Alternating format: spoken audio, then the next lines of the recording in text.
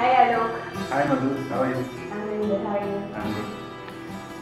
So it's great initiative by you to talk about tax return at this point of time when the due date for tax return filing is very near, and I fully understand that too many people would be having questions because they are not from the tax field, and this interactive session will really help individuals and businesses to file their tax return in proper manner.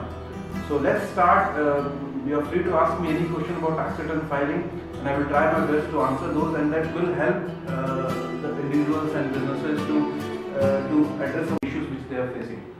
Yeah. To start off with, can you just please tell us the importance of IT return filing? Yeah, actually, the tax return filing serves two purposes. One is it's the most authentic proof of your financial stability. Okay. You go for home loans, you go for immigration certificates, you go for visa applications. ITR acknowledgement is the thing which they really look for as a proof. Okay. So that's the reason I also suggest that if someone is even below the tax filing bracket, they should also at least file this as a proof.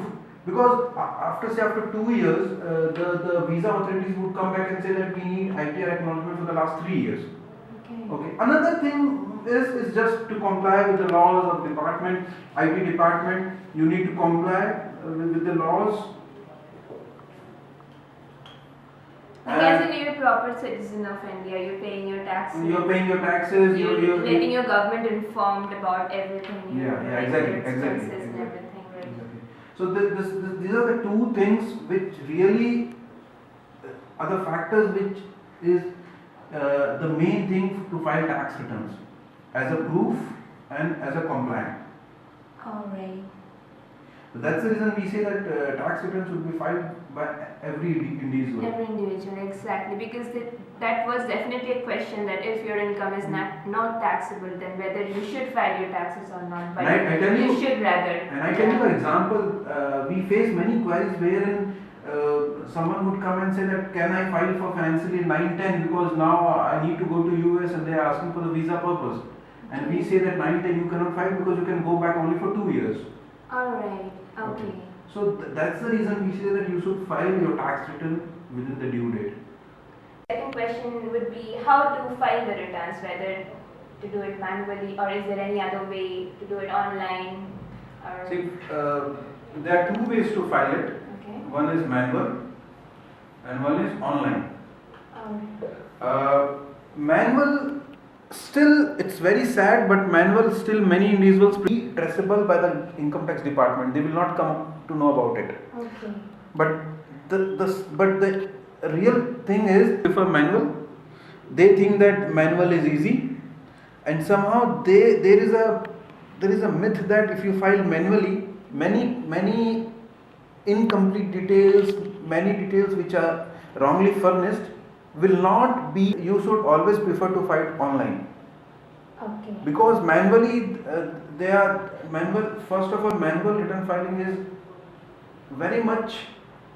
It will give you hassle in a way that you need to go to your local jurisdiction officer to file it, and there may be mistakes, and the income we have seen from our experience that many times the returns are not after 2 years the department would come back and say that you have not filed it because you don't have any actual proof of filing it.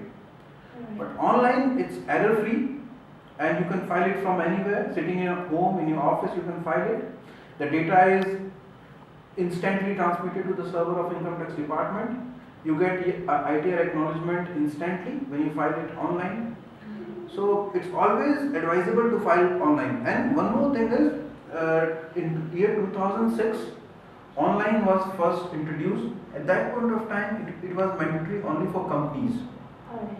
But today, a recent notification has come which makes it mandatory even for individuals and HUF if their income is more than 10 lakhs. So even government is moving towards online, and it will not be wrong to say that by 2013 or 2014 manual option will not be an available option. You have to file it online. So if you have to file it online mandatorily after 1 year, why don't you file it online from today?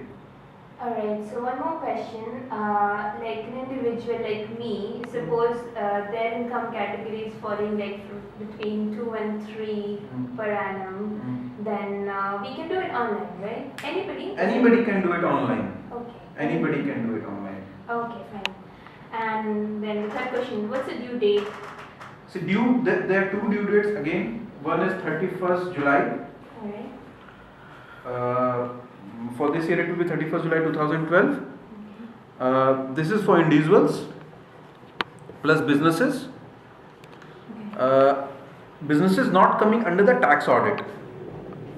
44AB provisions.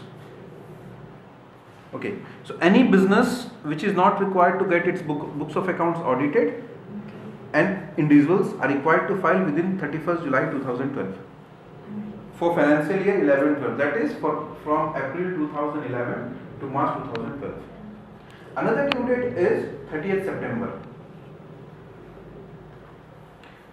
This is for businesses, individuals who are under the provisions of tax audit, who are required to get their books of accounts audited by a chartered accountant. For them it's 30th September. Alright, there would be some specific questions I would be asking you. So, first would be if a person is working, say for a financial year, that person has worked for more than one employer. So, how to file the returns? That means more than one Form 16. Yeah. This is most common query we get. In fact, every day we get hundreds of queries saying that I have worked for more than one employer, I have 2 Form 16s, how should I file tax return? The idea is that you need to consolidate the income from both the Form 16 and do a proper tax computation. Say from first employer you have got a salary of say 6L, from second employer say 15L. So your total income will be 21L. Total income is 21L, consolidating both the Form 16s. Now you need to see the tax exemptions which are there in both the Form 16. See if you have PF in this amounting to say 80,000, and you have PF of say 70,000. So you need to consolidate and you need to see up to what limit it's exempted under provisions of income tax, and you need to reach to a consolidated taxable income, that is TI. Say the taxable income comes to around 10L. And you need to calculate the taxes on that consolidated. Question would be, say I have made some investments and I have not disclosed it to my employer. Like when I was supposed to do that, I did not do it. So how to, accommodate that factor? Yeah. See what happens is tax investment not disclosed in Form 16. Now what happens is, suppose you have made some investment and you were not able to disclose that to your employer. So the employer would have not taken those investment into consideration while completing your Form 16, and they would have deducted tax which is higher than what they should have deducted. So there will be a situation wherein you need to claim those investments in your return filing.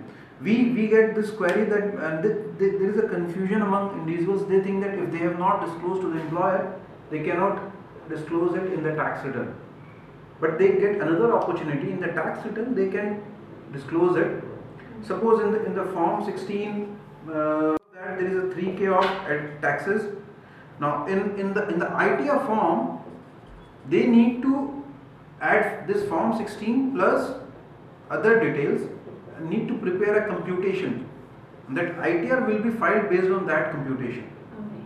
So if there is an excess 3K in the final computation, you might get a situation wherein you are eligible for a refund of 3K. Once you incorporate those investments which you have not disclosed to your employer. Okay. So you get another opportunity in while filing your tax return, wherein you can disclose and claim refunds. This is another important reason you should file tax returns. We have seen people paying higher taxes and then not filing their tax returns. Hence, because if you want to claim refunds, you need to file tax returns. If I realize that excess tax has been deducted, so how to claim that as well? So as I was saying, the only way to do that is to file your tax returns. Till the time you don't file your tax returns, Okay. the government would not come back and say, Madhu, take your excess taxes. Right. You file your tax return, you incorporate other tax investment which was not there, and you. So the final question here would be how taxmantra.com helps individuals file their returns, tax returns. See, the idea behind taxmantra.com is to create awareness. Awareness about taxation. Okay.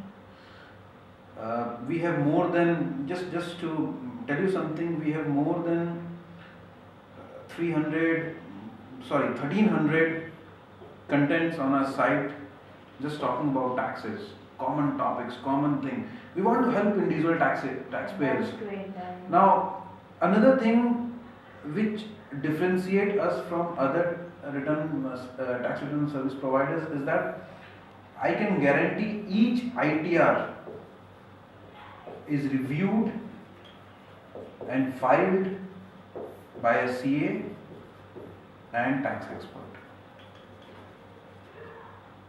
And you get that for just rupees 250. So for 250, you get your tax return reviewed, prepared and filed by a chartered accountant. We don't have an automated software wherein in somewhere in the middle you are just clueless what to do. You have two Form 16s, there are two HRA, there are two home loans. You don't know what to do. So you do the job. We do the job. We say that just provide us the details. We would do it. We would do a tax computation. We would do the tax preparation, and we would file it after reviewing it. So it's 100% personalized, customized tax return filing services. Okay. So for Mr. A, we have different solution. For Mr. B, we have different solution. For Miss Y, we have different solution. We don't have a generalized solution for everyone. Yeah, of course. So People that's having different needs. people having different needs. People need to have different solutions. Yeah. This is our way of helping individuals in their tax filing. Thanks, Alok. Thanks very much for this for the time you have given us. This conversation will help many people who are actually seeking answers. And thank you a lot again. Thanks. Best of luck for the season. Thank you.